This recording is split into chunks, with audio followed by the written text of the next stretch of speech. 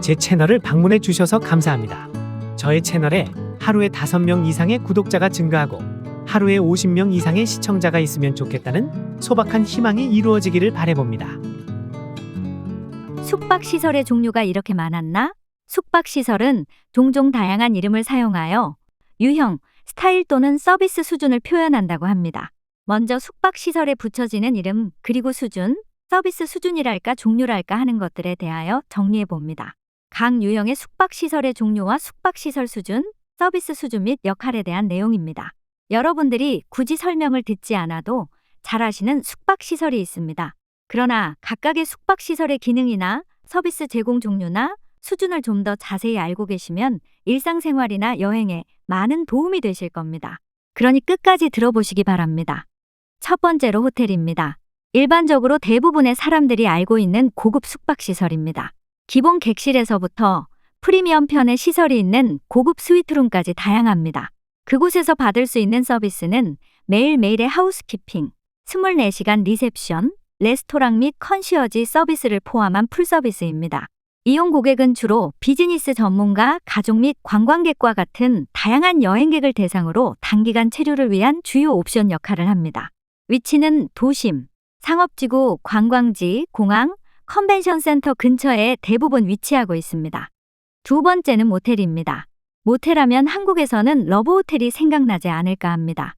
일본에는 러브를 즐겁고 행복하고 멋지게 할 수 있도록 편의 시설이 제공되는 숙박시설이 있는데 그것이 일명 러브호텔입니다. 한국에서 어느 날부터 모텔이 기하급수적으로 등장하기 시작했는데 이런 일본의 러브호텔 문화를 흉내내려고 등장한 것이었습니다. 하지만 모텔이라는 숙박시설로서의 본래의 모습은 러브호텔 분위기가 아니라 일반적인 숙박시설이라는 것을 말씀드립니다. 숙박시설의 수준은 가격면에서 중간 수준이라고 할 수 있습니다. 한국식으로 표현하면 호텔보다는 저렴하고 여관보다는 높은 숙박료를 지불합니다. 그리고 객실 수준은 일반적으로 단순하고 기능적입니다. 이런 시설에는 주차, 하우스키핑 및 기본편의 시설과 같은 필수 사항에 초점을 맞춘 제한된 서비스가 제공됩니다. 그래서인지 굳이 높은 숙박 비용을 지불할 필요가 없는 장거리 운전자와 아주 경제적인 여행을 즐기려는 여행객에게 편리하고 저렴한 숙박시설을 제공합니다. 위치는 고속도로 주변, 일자리를 쉽게 찾을 수 있는 지역, 관광지, 그리고 교외 또는 시골 지역이라고 할 수 있습니다. 세 번째로 리조트입니다. 리조트 말만 들었지 어떤 의미를 가지고 있는 줄은 몰랐습니다.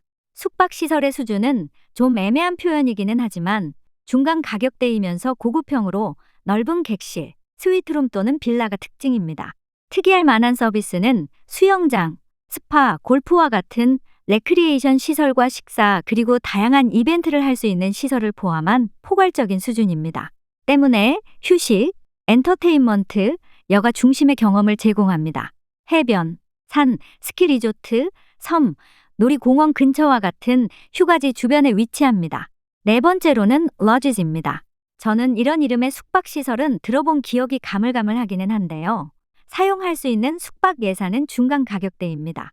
종종 자연에서 영감을 받은 장식의 분위기를 연출하는 소박한 분위기이기도 합니다.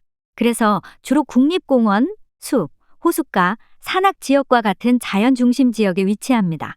서비스 수준은 기본에서 보통 수준이며 일부는 가이드 투어나 하이킹 또는 낚시와 같은 활동을 제공합니다. 이 숙박시설은 위치가 위치인 만큼 야외 활동 애호가에게 어필하는 자연 환경에서의 진정한 경험을 제공하는 데 중점을 둡니다. 다섯 번째, Bed and Breakfast, 약자로 B&B로 표기됩니다. 위치는 작은 마을, 시골, 역사적인 동네, 문화적 랜드마크 근처입니다. 숙박 수준은 소규모로 아늑한 분위기이며 가격은 모텔 수준이라고 생각하시면 됩니다. 개인 맞춤마을 추구합니다. 그리고 집에서 만든 아침 식사와 현지 여행 정보가 포함됩니다. 낭만적인 휴양이나 문화 탐험에 이상적인 집과 같은 친밀한 분위기를 제공합니다. 한국에서 비슷한 숙박시설을 찾아본다면 한옥스테이, 농가민박, 펜션이 대표적이라 할 수 있을 것 같습니다. 여섯 번째, 허스텔즈입니다. 과거에는 한국에서 제법 많이 발견할 수 있었는데 요즘은 많이 사라진 듯합니다. 숙박수주는 제한된 개인실이 있는 공동 기숙사 스타일의 객실입니다. 주방 및 욕실과 같은 공용시설이 있는 셀프 서비스를 주로 합니다. 이 시설은 백패커, 솔로 여행자 및 사회적 교류를 원하는 사람을 위한 저렴한 숙박시설입니다. 생각해보면 과거의 수학여행 숙박시설이나 저렴한 비용으로 이용하기를 바라는 세미나 용도로 각광받았던 시설이었던 것으로 기억합니다. 7번째, cabins, 숲, 산, 호숫가, 시골 지역에서 서비스를 받을 수 있습니다. 휴가객이나 모험가를 위해 자연 환경에서 고립되고 개인적인 숙박시설을 제공합니다. 수준은 위치와 규모에 따라 여인수급에서 호텔 수준까지 다양한 가격대의 옵션을 제공하기도 합니다. 따라서 서비스 수준도 일반적으로 셀프 케이터링이지만 일부는 청소 또는 기본편의 시설을 제공받을 수 있습니다. 8번째로 빌라입니다. 이 이름은 많이 들어보셨으리라 생각합니다. 한때 한국에서 고급 공동주택으로 시작해서 나중에는 서민 공동주택에까지 붙여진 이름입니다. 그런데 개인 주택시설인 줄만 알았는데 숙박시설의 기능을 가지고 있기도 하는군요. 본래의 서비스 수준은 높은 편으로 하우스키핑, 요리사 또는 집사와 같은 개인화된 서비스를 받을 수 있습니다.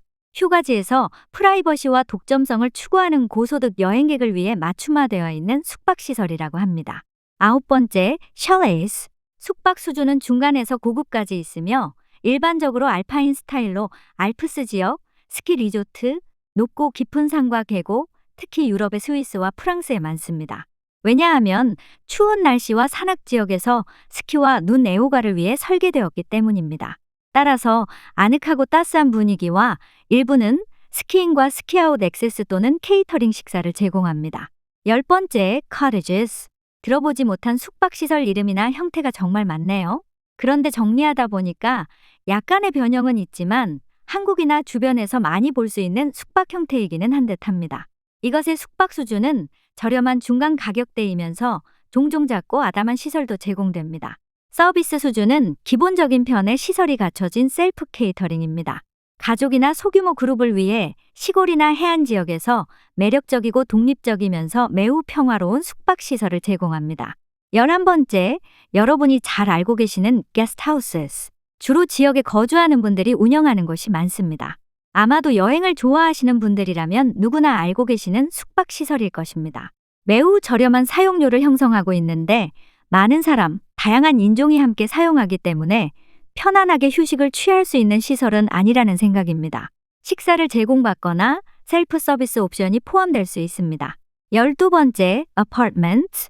우리 한국인들이 매우 많이 거주하는 아파트도 임대용 숙박시설에 포함된다는 것을 처음 알게 되었습니다. 아파트는 굳이 설명드리지 않아도 잘 아시리라 생각합니다. 그런데 장기 체류자 또는 가족과 같은 독립을 추구하는 여행객에게도 임대용으로 사용되는 듯합니다. 13번째, 휴양지, 영어로는 retreat라고 합니다. 제가 높은 수준의 문화생활 경험이 많이 부족한 것인지 처음 들어보는 타입의 숙박시설입니다. 숙박 수준은 중간 가격대에서 고급형 등 다양합니다. 그리고 고유하거나 한적한 곳에도 위치하고 있습니다. 서비스 수준은 웰빙 프로그램 제공, 스파 서비스 또는 전문 활동 장소로 제공됩니다. 휴식, 치유 또는 개인적 성장에 중점을 두며 종종 요가나 명상과 같은 틈새 테마를 다룹니다. 반드시 종교인만 사용하는 건 아니지만 쉽게 말하면 종교인들을 위한 치유 장소라고 할 수 있을 것입니다. 미국에서 대표적인 장소로 세 곳을 소개하자면 애리조나에 위치한 세도나, 캘리포니아 빅술에 위치한 에셀렌 인스티튜트, 애리조나 투선에 위치한 캐니언 란치입니다. 14번째, 콘도 또는 콘도미니엄입니다. 기억하실지 모르지만 한국의 율산그룹이라는 곳에서 한국 최초로 콘도미니엄을 개발하여 대대적인 히트를 친 적이 있습니다. 숙박 수준은 중간에서 고급에 이르기까지 다양합니다. 서비스 수준은 다양한데요. 일부는 컨시어지, 하우스키핑 또는 리조트 스타일의 편의 시설을 포함합니다. 편안하고 장기적인 휴가를 원하는 가족이나 그룹에 어필합니다. 한국 분들은 대부분 한 번쯤은 이용해 보셨을 텐데요.